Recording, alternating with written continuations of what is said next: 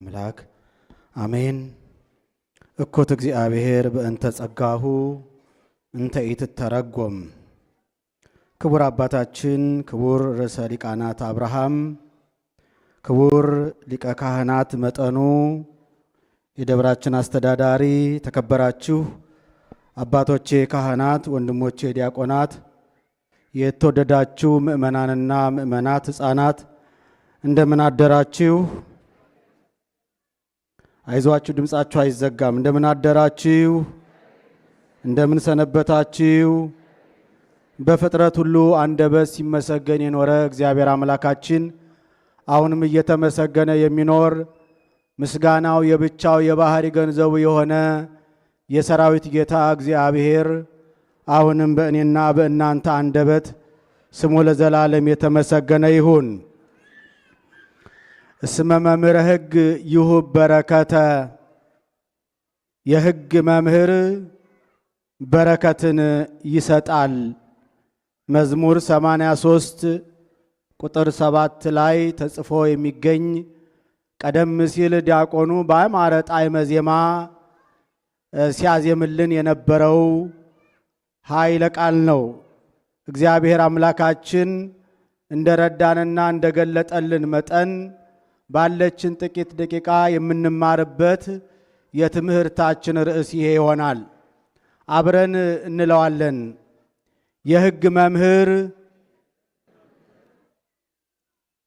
የሕግ መምህር በረከትን ይሰጣል።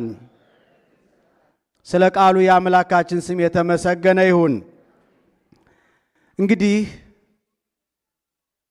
ነቢዩ ዳዊት ስለ እግዚአብሔር ክብር በሚዘምርበት ዘመን ይህንን ዝማሬ ዘምሮታል።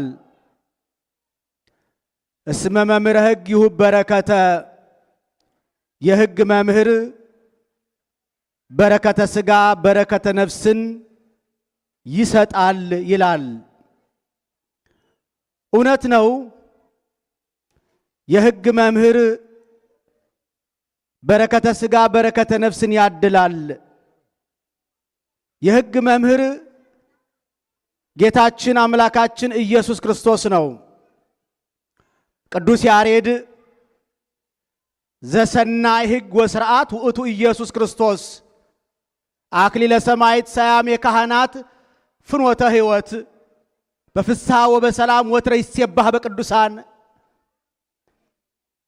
እውነተኛ የሕግና የሥርዓት መምህር እሱ ኢየሱስ ክርስቶስ ነው። የሰማዕት ዘውድ፣ የሰማዕታት አክሊል፣ የካህናት ክብር፣ የሕይወት መንገድ እሱ በታላቅ ደስታና ሐሴት በቅዱሳን ይመሰገናል ይላል ቅዱስ ያሬድ። ጌታችን አምላካችን እውነተኛ የሕግ መምህር ይባላል። ሰራኤ ሕግ ነው። ሐጋጌ ሕግ ነው። ሕግን የሰራ ሕግን ያዘጋጀ ሕግን ያረቀቀ ያረቀቀውን ሕግ ያጸደቀ ያጸደቀውን ሕግ ደግሞ የፈጸመ ብቸኛ የሕግ መምህር ኢየሱስ ክርስቶስ ነው። እውነተኛው የሕግ መምህር እሱ ነው። ባረቀቀው ሕግ የተመራ ብዙዎች ሕግ ያረቃሉ፣ ሕግ ያዘጋጃሉ። ባረቀቁት ባዘጋጁት ሕግ ግን ሲመሩ አናያቸውም።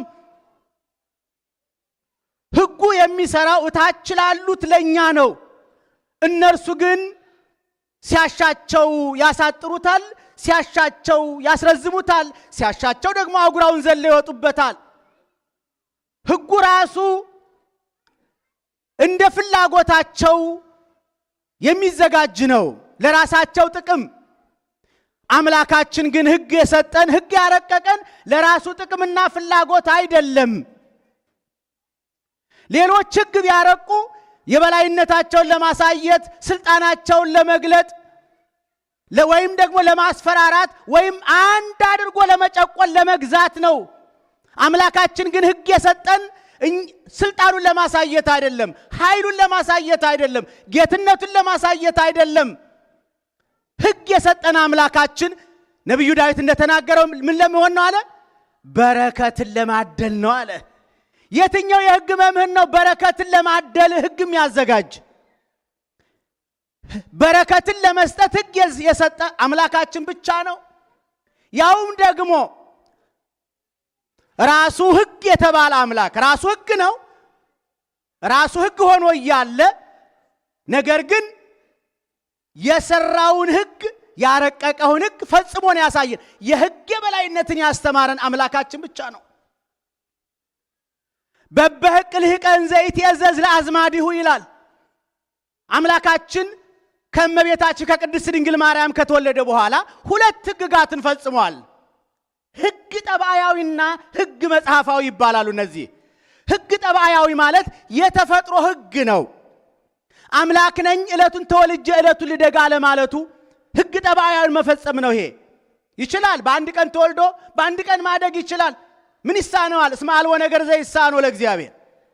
ነገር ግን ልማደ ሕፃናትን ሳይጥስ ልማደ ሕፃናትን ሳያፋልስ እንደ ሕፃናት እያለቀሰ እያነጠሰ በየጥቂቱ ከኃጢአት በስተቀር ሕፃናት የሚሆኑትን ሆኖ ሕፃናት የሚገጥማቸው ሁሉ ገጥሞት አደገ። የሕፃናትን ጉዞ መጠበቁ ራሱ በእውነት በጣም የሚገርም ነገር ነው። ስለዚህ ሕግ ጠባይ ፈጽሞ የሚባለው ይሄንን ነው። ሁለተኛው ሕግ መጽሐፋዊ ነው። የተጻፈ ሕግ ነው። በሙሴ ላይ አድሮ ያሰራውን ሕግ ፈጽሟል አምላካችን። ከአብርሃም የተወለደ ወንድ ሕፃን በስምንተኛው ቀን ይገረዝ ብሎት ነበረ እግዚአብሔር ለአብርሃም። አምላካችንም ይሄንን ሕግ ፈጽሟል። በስምንተኛው ቀን ቤተ ግዝረት ገብቶ ተገዝሯል። በ40 ቀን እጉለ ርግብ ዘውገ ማዕነቅ ይዞ ገብቶ ለሕፃኑ መስዋዕት እንዲቀርብለት ታዞ ነበር። በዚያ መሰረት እመቤታችንም የሴቶች የመንጻት ወራት በተፈጸመ ጊዜ ይላል እመቤታችን 40 ቀን ሲሞላው ይዛው ወደ ቤተ መቅደስ ሄዳለች። እሷ በሴቶች የሚሆነውን ልማድ ኖሮባት አይደለም። ነገር ግን ዕብራዊት ናትና ሕግ መፈጸም ነበረባትና እንደ ኦሪት ሕግና ሥርዓት ትፈጽም ዘንድ ልጇን አዝላው ወደ ቤተ መቅደስ ሄደች ይላል። ይሄ ሕግ መጽሐፋዊ ይባላል።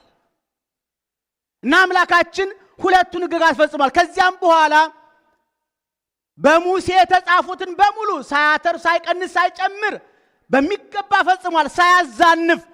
በእውነት ለፈሪሳውያን ለአመፀኝነታቸው ለእንቢተኝነታቸው የመርፌ ቀዳዳ ታህል ክፍተት ሳይሰጥ 33 ዓመት ከ3 ወር የኖረው ሕግ በመፈጸም ነው። ከሕግ በታች ሆኖ ነው የኖረው።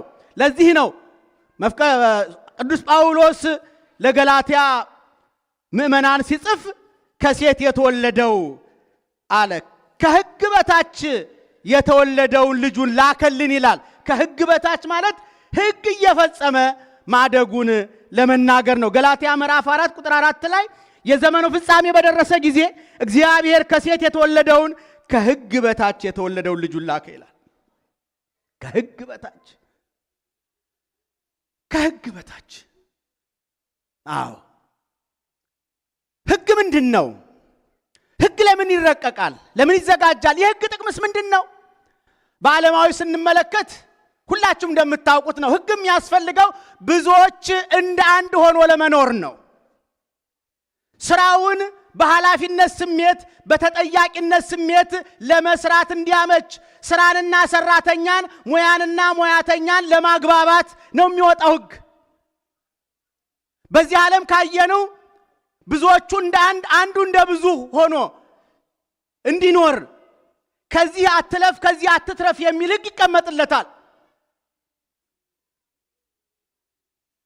ስራው በአግባቡ ከታሰበለት እቅድ እንዲደርስ ስራው እንዳይዝረከረክ አለመግባባቶች እንዳይፈጠሩ ውዝግብ እንዳይፈጠር ጭቅጭቅ እንዳይፈጠር እንደ መልካችን ጠባያችንም ስለምንለያይ እንደ መልካችን ፍላጎታችንም ስለምንለያይ የየግል ፍላጎቶቻችን የሚዳኝልን አንድ የሚያደርግልን ሕግ ሲኖር ነውና ሕግ ያስፈልጋል። ለዚህ ነው በዓለሙ ካየነው ሕግ በአንድነት ለመኖር ስራን በወጥነት ለመስራት በኃላፊነት ስሜት ለመስራት ሕግ ያስፈልጋል። ሕግ ልጓም ነው። መያዣ ነው፣ ቅርጽ ማስያዣ ነው፣ አቅጣጫ ማሳያ ነው። አንድን ተቋም ዘለቄታዊ ህልውናውን ለማስጠበቅ ህግ ያስፈልጋል። ለዚህ ነው እስመ መምህር ሕጊሁ በረከተ። አምላካችን ግን ህግ የሰጠን ከዚህ ሁሉ የተለየ ነው። አንደኛ ከፍጥረቱ ሊታረቅበት ነው ህግ የሰጠን። ሁለተኛ ወደ ራሱ ሊያቀርብበት፣ ዘላለማዊ ህይወትን ሊያወርስበት፣ መንግስተ ሰማያትን ለመስጠት፣ ድህነትን ለመስጠት፣ ከቅድስናው እንድንካፈልለት፣ ከባህሪው እንድንካፈልለት ነው ህግ የሚሰጠን። የትኛው ንጉስ ነው ከንግስናው እንዲካፈሉት ህግ የሚያወጣ? በዚህ ብቸኛ እግዚአብሔር ነው። ይሄንን ህግ ብትፈጽሙ ጌትነቴን ታገኛላችሁ። ይሄንን ህግ ብትፈጽሙ አምላክነቴ ይሰጣቸዋል። ይሄንን ህግ ብትፈጽሙ አዎ የኔ የቅድስና የግርማዬ ተካፋይ ትሆናላችሁ ለማለት ነው። ከቅድስናው እንድንካፈልለት ነው። ከመለኮታዊ ባህሪው ተካፋዮች ሆናችኋል ይላል ቅዱስ ጳውሎስ። እውነት ነው። ከቅዱስ ሥጋው ከክቡር ደሙ ስንቀበል የመንግስቱ ተካፋይ ብቻ ነው፣ የባህሪውም ተካፋይ ነን። እኛ በክርስቶስ ራስነት ያለን ብልቶች ነን። ይህን ታውቃላችሁ። በክርስቶስ ራስነት ያለን አንድ አካል ነን። ብዙ ብልቶች ስንሆን በክርስቶስ አንድ አካል ነን። ስለዚህ አይን ጆሮን አታስፈልገኝም ልትላት አትችልም። እግር እጅን አታስፈልገኝም ሊለው አይችልም። ለምን? በአንድ ራስነት ያሉ ስለሆኑ። አይን ሲታመም ሐኪም ቤት የሚሄደው አይን ተነቅሎ ብቻውን አይደለም፣ እግርም ሙሉ ሰውነት ይሄዳል። እንደዚህ ሁሉ እኛም በክርስቶስ አንድ አካል ነንና የወንድማችን ህመም ህመማችን ነው፣ የእህታችን ህመም ህመማችን መሆን አለበት። ክርስትና ማለት ይሄ ነው። በቃ ያመኑት ይላል እኮ አንድ ልብ አንዲት ነፍስ ነበሯቸው ነው የሚለው እኮ። ያመኑት እውነተኞቹ ሃይማኖታቸው ግብዝነት የሌለበት የይስሙላ ያልሆነ እውነተኞች ክርስቲያኖች አንድ ልብ አንዲት ነፍስ ነበሯቸው አለ። እንደ አንድ ልብ መካሪ፣ እንደ አንድ ቃል ተናጋሪ ሆነው ይኖሩ ነበር ማለት እኮ ነው። የኔ የሚሉት ነገር የለም። አሁን ብዙዎቻችን እኮ እንደ ጥም በበላ ውሻ የሚያናክሰን የኔ የኔ የኔ፣ ገና በክርስቶስ አካልነት አልተዋቀርንም ማለት ነው። አልተደመርንም ማለት ነው። አልተዋሃድንም ማለት ነው። ስለዚህ አምላካችን ህግ የሚሰጠን በዚህ ምክንያት ነው። በረከተ ነፍስን ለማደል ለማግኘት ነው ህግ የሚሰጠን። ስለዚህ እውነተኛው የህግ መምህር እሱ ነው። ህጉም ቢሆን ከሌሎቹ ህግጋት የተለየ ነው። የሌሎች ህግ እናውቀዋለን። ጊዜያዊ ነው፣ ምድራዊ ነው፣ ስጋዊ ነው፣ የመቃብር አፈር የማያሻግር ነው። እንኳን ቢሰሙት ቢያደርጉትም ማይቀድስ ነው፣ ማያነጻ ነው። የአምላካችን ግን እንኳን አድርገውት ቀርቶ ገና ሲሰሙት የሚያነጻ ነው። አሁን የእግዚአብሔርን ቃል ስንነጋገር እኮ እግዚአብሔር በቃል ውስጥ እኮ እያነጻችሁ እየቀደሳችሁ እኮ ነው። የእግዚአብሔር ቃል የሚያነጻ ነው፣ የሚቀድስ፣ የሚባርክ፣ የሚለይ፣ ከፍ ከፍ የሚያደርግ ነው።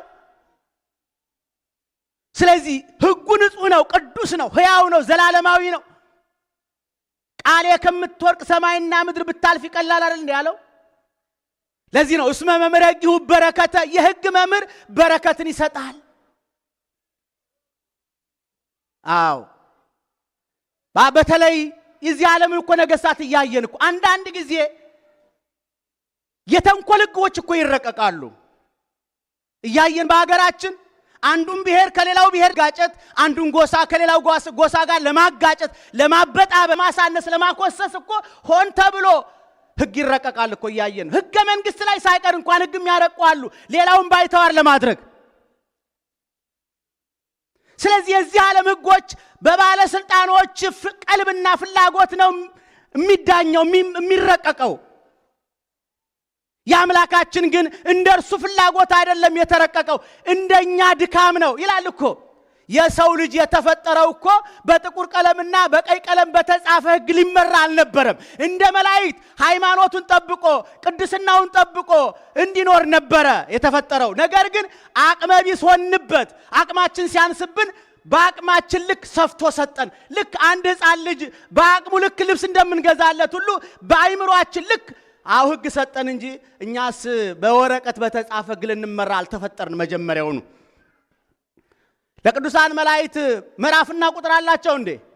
ተጠውን እናንተ ተፈጠርንበት ቦታ ለፈጠረን አምላክ ሆነን ባለመገኘታችን ታማኝ ስላልሆንን አምላካችን አንድ ሰው ሕፃኑን ዝቅ ብሎ በርክክ ብሎ እንደሚያነጋግር ሁሉ አምላካችንን በአይምሮአችን ልክ ሰፋልን ሕጉን ድካማችንን ስለሚያውቅ አንተ ተአምር ድካም ወለሰው አንተ የሰውን ድካም አንተ ታውቃለህ እንደተባለው ድካማችንን ስለሚያውቅ አምላካችን በድካማችን ልክ ከድካም የሚያግዝ ሕግ ሰጠን ከውድቀት የሚያነሳ ሕግ ሰጠን ወዳቂዎች መሆኑን ሰንን ከጥፋት የሚመልስ ሕግ ሰጠን ስሁት አይምሮ ስላለን ከስህተት የሚያርም ሕግ ሰጠን ስለዚህ አምላካችን እውነተኛው የሕግ መምህር አምላካችን እግዚአብሔር ነው ስለዚህ አንድ የተወሰኑ ነጥቦችን እንመልከትና ትምህርቴን እጠቀልለዋለሁ በእውነት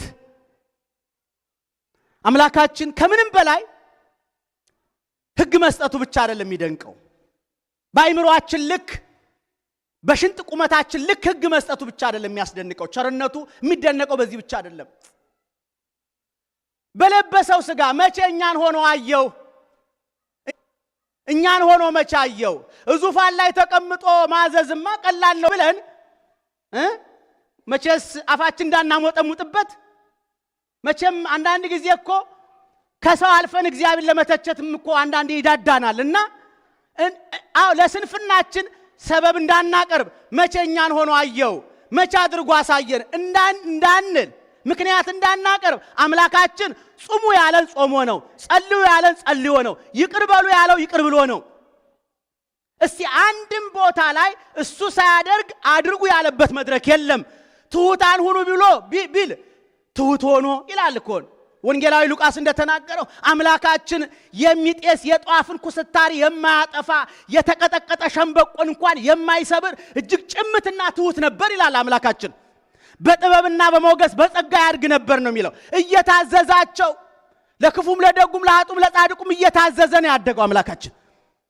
አንዴ ከቀራጮች ጋር ሲበላየነው አንዴ ከኃጢአተኞች ጋር ሲበላየነው እያሉት እያሙት በዚህ መልኩ ነው ያደገው አምላካችን ትሁት ነበር በእውነት ዶኪማስ መንደር ዶኪማስ ድንኳን እዚያ ሰርግ ቤት ሲገኝ እኮ የከበረ ወንበር አቅርቡልኝ አላለም እንደማንኛውም እድምተኛ ተጋፍቶ ነው እንዳለው የማቴዎስ ወንጌል ምዕራፍ 11 ላይ ስለዚህ አምላካችን ትሁታን ሁኑ ቢለን ትሁት ሆኖ ነው ስለዚህ አድርጎ ነው ያሳየን አራያነቱ ፍጹም ነው ዛሬ ባለስልጣናት እንደኒ ካባ ደርበን ማዘዝማ ቀላል ነው እኮ ችግሩ ባስተማርነው ትምህርት መኖር ያቃተን የተቸገር ነው ጌታችን አምላካችን ከጻፍት ከፈሪሳውያን እርሾ ተጠበቁ ሲላቸው ያለ ምክንያት አልነበረም ፈሪሳውያን ምን ያደርጉ ነበር እነሱ በጣታቸው ሊነኩት የማይፈልጉትን በህዝቡ ትከሻ ላይ ይጭኑ ነበር ሕግን ጌታችን አምላካችን እንዲህ እንዳለ በወንጌሉ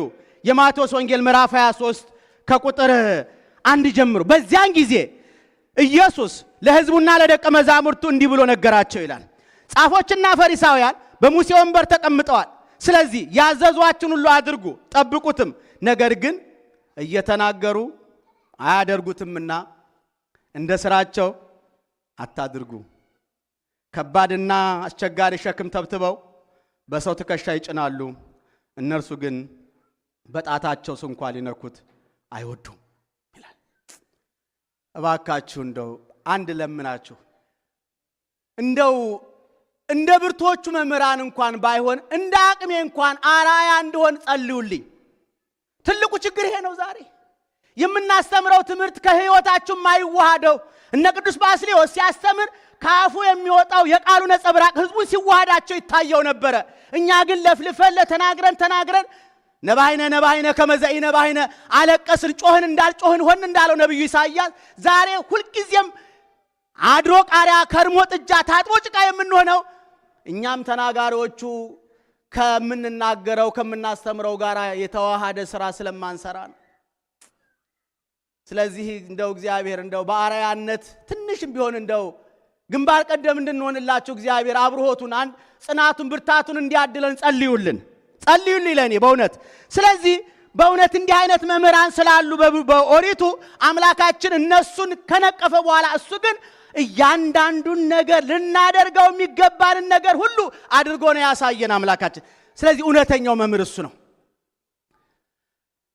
አምላካችን እንደ ጌትነቱ በብዙ መንገድ ያስተምራል። አባታችን ኢዮብ እንደተናገረው ሰው አያስተውለውም እንጂ እግዚአብሔር በአንድም በሌላም መንገድ ይናገራል ይላል። ሰው ግን አያስተውለውም። እግዚአብሔር በህልም ይናገራል፣ በራእይ ይናገራል፣ በማጣት ይናገራል፣ በማግኘት ይናገራል፣ በበሽታ አልጋ ላይ የፍቅር ቆንጥጫ ቆንጥጦ አልጋ ላይ በማስተኛት ይናገራል፣ በስደት ይናገራል። እግዚአብሔር በብዙ መንገድ መናገሪያው ብዙ ነው እግዚአብሔር። ነገር ግን ዋናዎቹ ግን የታወቁት ግን አራት ናቸው። እነዚህ አራቱን ነገር ልንገራችሁና ትምህርቴን እጨርሳለሁ። የመጀመሪያው እግዚአብሔር በልሳነ ፍጥረት ይናገራል። ወገኖቼ የመጀመሪያው ስለሱ ህልውና፣ ስለ መለኮታዊ ልዕልና፣ ስለ ጌትነቱ፣ ስለ ርኅራኄው፣ ስለ ቸርነቱ የመጀመሪያ አስተማሪዎቹ ፍጥረታት ናቸው። ቀና ብለን የምናየው ሰማይ አስተማሪ ነው። የምንረግጣት ምድር አስተማሪ ናት። እንስሳቱ፣ አራዊቱ፣ አዕዋፋቱ ሁሉ አስተማሪዎች ናቸው። በአጠቃላይ ፍጥረታት ሁሉ የሚነበቡ ብራናዎች ናቸው፣ ተነባቢዎች ናቸው። ሰው አያስተውለውም። አስተዋዮቹማ እኮ ሲያደርጉት አየን እኮ። ቅዱስ ያሬድን ተመልከቱ። ቅዱስ ያሬድ ምድራዊ መልአክ የእግዚአብሔር ልዑክ ለመባል ያበቃው ምን ይመስላችኋል? ይኸው ዛሬ እኛ እሱ ያዘጋጀልን ድርሰት እየኮመኮምን በዜማው እየተጌጥን እያሸበረቅን ነፍሳችንን ስጋችንም እያረካን ያለ ነው በቅዱስ ያሬድ አሻራ ነው፣ በቅዱስ ያሬድ ድርሰት ነው። ለዚህ ክብር ያበቃው ምንድነው ያል እንደሆነ አንዲት ትል ናት። አንዲት ትል ትሏን ተመልክቶ ነው ወደ ልቡናው ተመልሶ ሃይማኖቱን አጽንቶ ንስሐ ገብቶ አምላካችንም የሃይማኖቱን ጽናት የአእምሮውን ስፋት አይቶ ምስጢር ገለጠለት። እኛ ብንኖር ያችን ትል ጨፍልቀናት እንረግጠናት ነበር የምናልፈው። ቅዱስ ያሬድ ግን ትሏን ተመለከተ። ተመልከቱ፣ ከመምሩ ከጌዲዮን ተጣልቶ ወደ ትምህርት አይገባ ታሪኩን ታውቁታላችሁ ብዬ ነው። እና ትምህርት አይገባኝም ብሎ ተስፋ ቆርጦ ወደ ትውልድ ወደ እናቱ ቀየ ሲሄድ ደከመውና ማይኪራ ከምትባል ቦታ ላይ አንዲት ዛፍ አየና ከዚያች ዛፍ ጠጋ ብሎ ተቀመጠ። ስለ ወደፊት ህይወቱ እያሰበ እያለ አሁን ምንድነው የወደፊት ህይወቴ የወደፊት ጣፈንታዬ ምንድነው እያለ አሰበ። ይሄን ስለ ራሱ እያሰበ እያወጣ እያወረደ ሳለ አንዲት ትል ከላይ ከታች ወደ ላይ እየወጣች ወጣለሁ ግማሹ ግንድ ላይ ስደት ተንከባላ ትወርቃለች። ከዛ ተመልሳ ትወጣለች፣ ተመልሳ ትወርቃለች። እንዲህ ብላ 6 ጊዜ ወርቃ በሰባተኛው ግንዱን አልፋ ከቅርንጫፉ ደርሳ ቅጠሉ ስትመጥ ፍሬውን ስትበላ ተመለከተ። አይ እግዚአብሔር በዚህች ትል እግዚአብሔር ሲነግረኝ ነው እቺ እንኳን እንዳቅሟ ተጣጥራ ተስፋ ሳትቆርጥ 6 ጊዜ ወርቃ በሰባተኛው ከምኞቷ ደረሰች። እንዴት እኔ ሰው ስሆን እንዴት በአንድ ጊዜ ተስፋ ቆርጣለሁ ብሎ ከቀቢጸ ተስፋ መለሰችው። ሂድ ወደ መምህር አለችው። ከዚያ ተመልሶ መምህሩን ይቅርታ ጠይቆ ጉልበት ስሞ ትምህርቱን ቀጠለ። ማንም ሊደርሰው የማይችለውን ጸጋ ለኛ ሰጠን፣ የመላእክት ባልደረባ አደረገን። ተመልከቱ፣ ይሄ ሁሉ ትል ናት ያስተማረችው። ትል ልብ ከተገኘ ወገኖች ትሎች ያስተምራሉ። ያንን የእብድ ነቢይ ታውቃላችሁ፣ በልዓም የተባለ በአህያ አንደበት እግዚአብሔር እንዳስተማረው ታውቃላችሁ። ስለዚህ ወገኖች አስተዋይ አእምሮ ሰሚ ጆሮ ካለ ሁሉም አስተማሪ ነው። ዛሬ ፍጥረታት ያስተምራሉ። ዛሬ የቅዱስ ያሬድ አእምሮ ጠፍቶ እንጂ ለኔና ለናንተ ብዙ ልንማርባቸው ብዙ ትሎች ልኮልን ነበረ። ግን ጨፍልቀን ረገጥናቸው።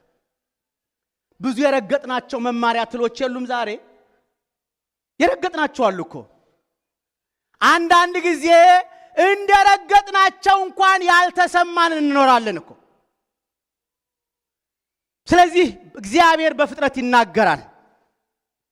ሌላው በአእምሮ ጠባይ ያስተምራል እግዚአብሔር። አእምሮ ጠባይ ማለት እንዳልኳችሁ ለባዊ ነባቢት ሕያዊት ነፍስ ናት። ሰው መካሪ ዘካሪ አስተማሪ መጽሐፍ ባይኖርም ግን ህሊናው ምስክር ነው። አይምሮው ላይ ክፉና ደጉን ኃጢአቱና ጽድቁን የመለየት ችሎታ ያለው መሳሪያ ተገጥሞለታል። ጨለማና ብርሃን ክፉና ደጉን የሚጠቅመውንና የማይጠቅመውን ጎጅና ጠቃሚውን የሚለይበት ስልጣን መሳሪያ ተገጥሞለታል። አብርሃምን ተመልከቱ። በአብርሃም ዘመን እንደገሌ ልሁን የሚለው እንኳን አብነት አልነበረውም። በዚህ አትሂድ የሚለው ጠቋሚ አስተማሪ አልነበረውም። ግን አስተማሪ በሌለበት ግን ወገኖች አይምሮውን ተጠቅሞ ነባቢት ነፍሱን ተጠቅሞ ለባዊነቱን ተጠቅሞ ፈጣሪውን አገኘ። ያገኘውን እግዚአብሔር ደግሞ በምግባርና በሃይማኖት ደስ አሰኘው። ይኸው ዛሬ አብርሃም በትውልድ አንደበት ሲመሰገን ይኖራል፣ ሲመረቅ ይኖራል። ይሄ የአይምሮ ጠባይ ውጤት ነው። አይምሮአችን እናሰራው ነው። አይምሮ በአይምሮ ያስተምራል እግዚአብሔር። ሶስተኛው በልሳነ መጻሕፍት ያስተምራል እግዚአብሔር። በመጻሕፍት እግዚአብሔር ይነግሮ በመጽሐፍ ይላል አይደል ነብዩ ዳዊት። እግዚአብሔር በመጽሐፍ ይነግራቸዋል። ሌላው መናገሪያው መጻሕፍት ናቸው። ሐዋርያው ቅዱስ ጳውሎስ እንደተናገረው በመጻሕፍት መጽናናት ይሆንልን ዘንድ አስቀድሞ የተጻፈ ሁሉ ለትምህርታችን ተጻፈ ይላል።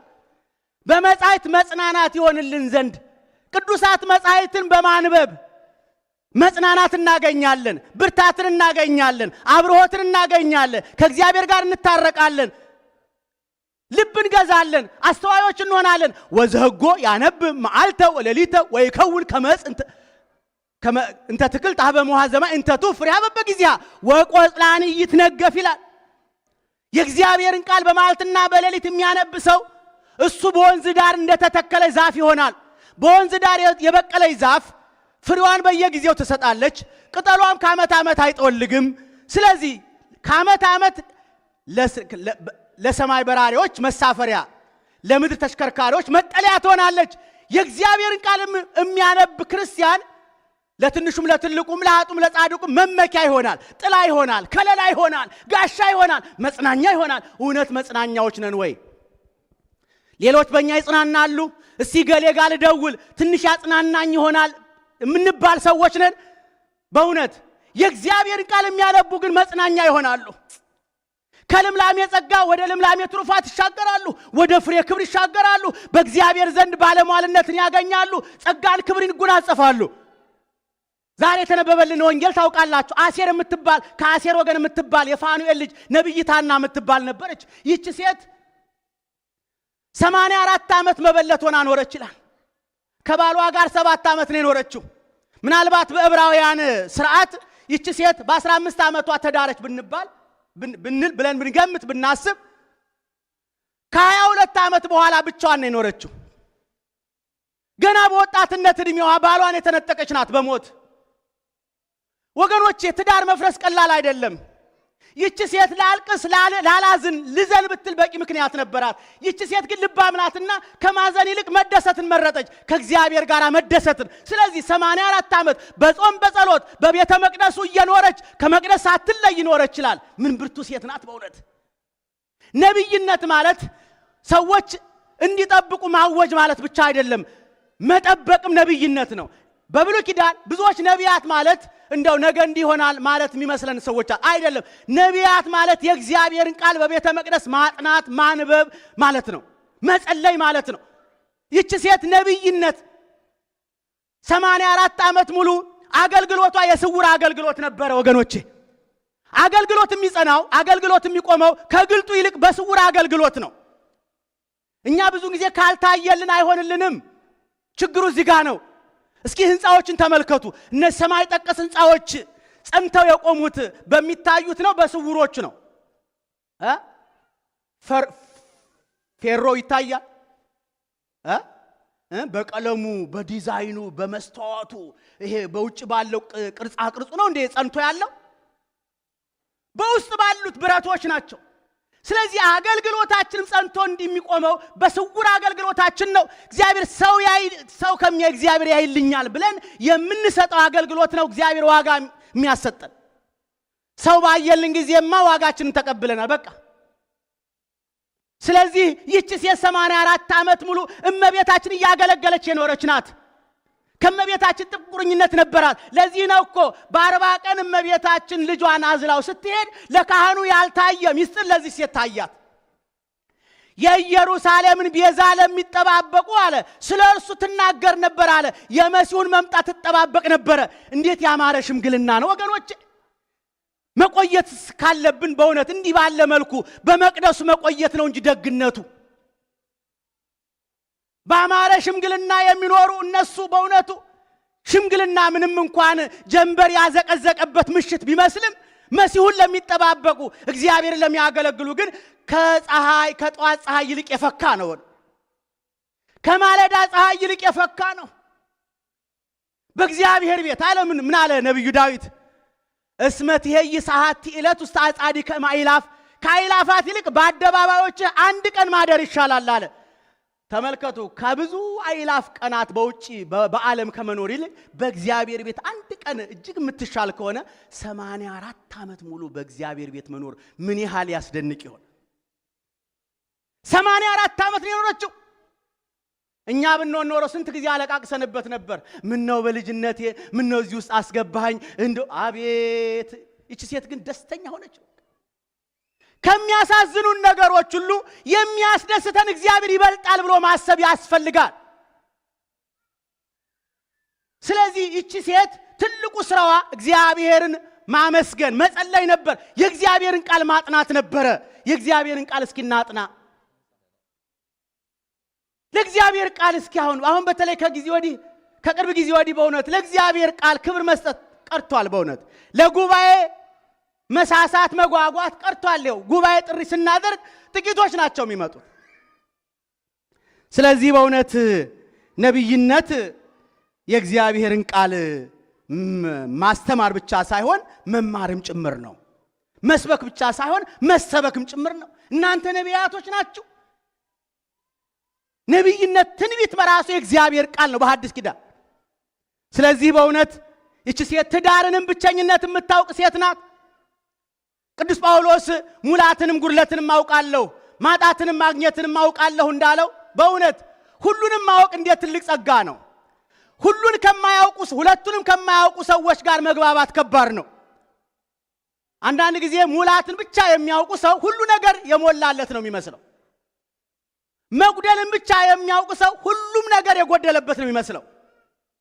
ሁሉንም ማወቅ ጥሩ ነው። መጉደልንም መሙላትንም ማጣትንም ማግኘትንም እስኪንልመድ። በሁሉም እግዚአብሔር ይሰበካል። በሁሉም እግዚአብሔር ይመሰገናል። በማጣት ውስጥ እግዚአብሔር ይመሰገናል። በማግኘት ውስጥ እግዚአብሔር ይመሰገናል። በደስታ ውስጥ እግዚአብሔር ይመሰገናል። በሐዘን ውስጥ እግዚአብሔር ይመሰገናል። ለዚህ ነው እቺ ሴት ትዳርንም ብቸኝነቱንም ታውቀዋለች። ስለዚህ ለጎደለው ታዝናለች፣ የሞላለትንም ትደሰትለታለች። ትልቁ ችግር ይሄ አይደል እንዴ? ለሞላለትም ለጎደለበትም እኮ ማዘን የቀረው ለዚህ ነው። ስለዚህ በእውነት ሶስተኛው በመጻሕፍት ልሳን እግዚአብሔር ይመሰገናል። ስህትክሙ በየአይምሮ መጻሕፍት ወይ ኃይለ እግዚአብሔር መጻሕፍትና የእግዚአብሔርን ኃይል ታታውቁምና ትስታላችሁ ነው ያለው ጌታችን በቅዱስ ወንጌሉ። መጻሕፍትን ባለማወቅ ብዙ ስህተት ይመጣል። ሕዝቤ ዕውቀት ከማጣት የተነሳ ጠፍቷል አለ። ጠፍቷል ማለት ተፈርዶበታል ማለት እኮ ነው። መንገዱ ጠፍቶበት መግቢያው በሩ ጠፍቶበት ማለት ብቻ እንዳይመስላችሁ። በገሃነመ እሳት ተፈርዶበታል ማለት እኮ ነው። መጥፋት ማለት ይሄ ነው፣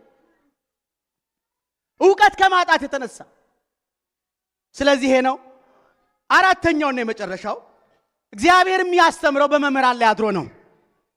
መምህራን በልሳነ ፍጥረት መማር ያልቻለ በአይምሮ ጠባይ ያልተማረ በመጻሕፍት መማር ያልቻለ በመምህራን የመጨረሻው እግዚአብሔር የማስተማሪያው መንገድ መምህር ነው፣ ሌላ አይደለም። በቃ ከዚያ ውጪ መዓት ነው የሚመጣው፣ መቅሰፍት ነው የሚመጣው፣ ቁጣ ነው፣ በትር ነው፣ ባርጩሜ ነው የሚመጣው። ከዚያም በኋላ የመጨረሻው የፍቅር ማስተማሪያ መንገዱ መምህራን ናቸው። ተሳሉ ለአቡከ ወይነግረከ ወለሊቃውንቲከ ይዜኑከ፣ አባትን ጠይቅ ይነግርሃል፣ ሊቃውንቶችንም ጠይቅ ያስታውቁህማል ነው የተባለው። አባት የትኛው አባት ነው? ይሄ በስጋ የወለደን አባት ነው? አይደለም። 6 አባቶች አሉ። የቆብ አባት፣ የቀለም አባት፣ የክርስትና አባት፣ የነፍስ አባት። እነዚህ 6 አባቶች አሉ። እነዚህ ሁሉም አስተማሪዎች ናቸው። ከስጋ አባት በላይ የስጋ አባትም አስተማሪ ሊሆን ይችላል። ሁሉም ግን አስተማሪ አይሆንም የስጋ አባት። ከምንም በላይ ደግሞ የቀለም አባት አደ ቀለመ ዘነገረከ ይኩን ከማቡከ ክሌ ቀለመ ዘነገረከ ይኩን ከመፈጣሪከ ይላል።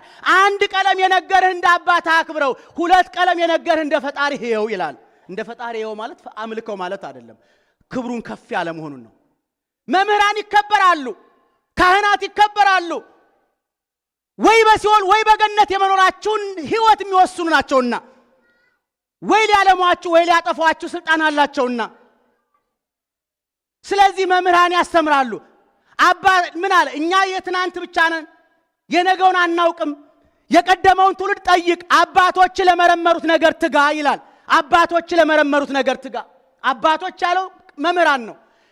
እነሱ ቃልን ከልባቸው አውጥተው የሚናገሩ አይደለምን? ልባቸው ራሱ መጽሐፍ ነው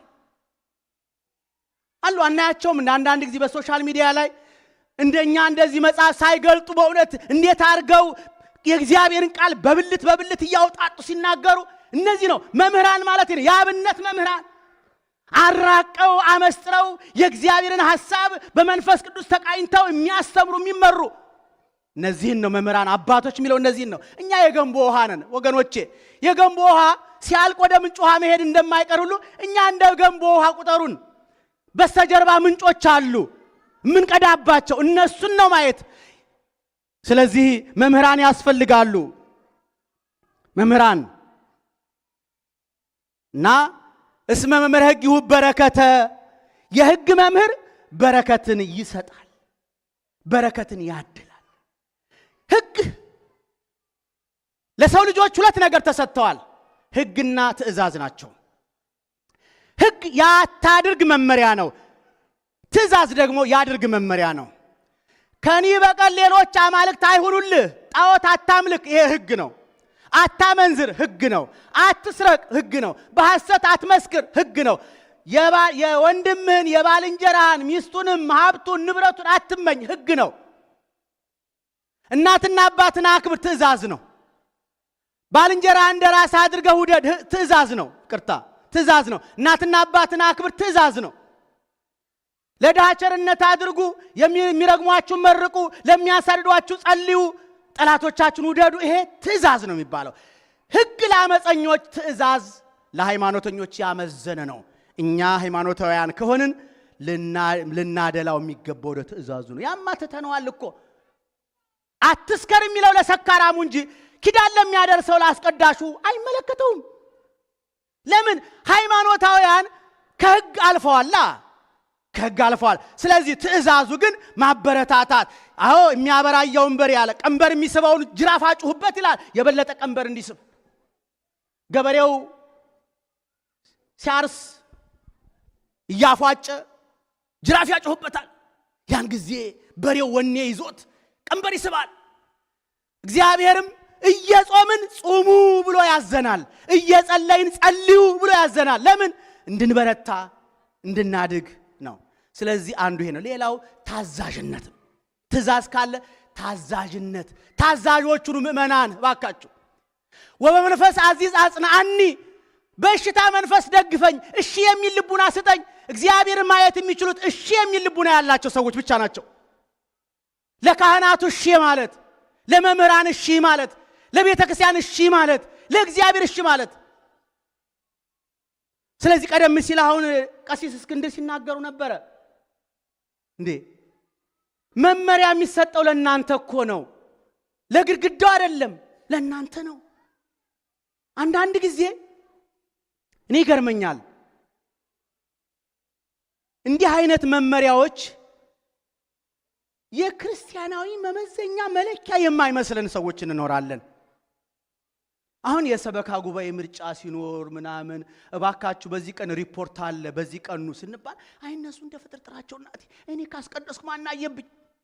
እባካችሁ እንደዚህ እንዳትሉ። ከዚያ ዞር ብለው አይ እነሱ እኮ እዛው በዛው ነው የሚንከባለሉት፣ ከዚህ ወደዚያ ማሽሟጠጥ። ኃላፊነትን ኃላፊነትን እየሸሹ እንደገና በኃላፊነት በተቀመጡ ሰዎች ላይ ሽሙጥ። ይሄ በእውነት እግዚአብሔር የሚያሳዝን ከዚህ በላይ ምን አለ?